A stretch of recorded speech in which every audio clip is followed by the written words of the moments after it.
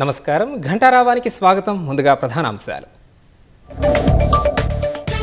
ఢిల్లీ పర్యటనలో ఉన్న ముఖ్యమంత్రి రేవంత్ రెడ్డి జన్పథ్లో రాహుల్ గాంధీతో సీఎం సమావేశం.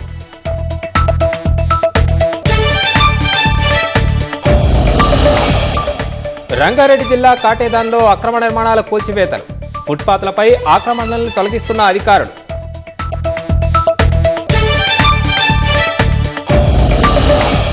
ఏఐపై మోదీ చర్యలు మాటలకే పరిమితమన్న రాహుల్, టెక్నాలజీని అందిపుచ్చుకోవడంలో విఫలమయ్యారని విమర్శ.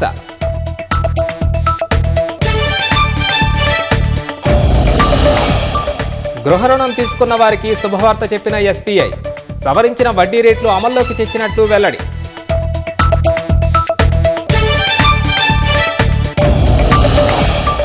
అక్రమ వలసదారులను స్వదేశాలకు పంపుతున్న ట్రంప్ సర్కార్, రెండో విడతలో 119 మందితో భారత్కు రానున్న విమానం.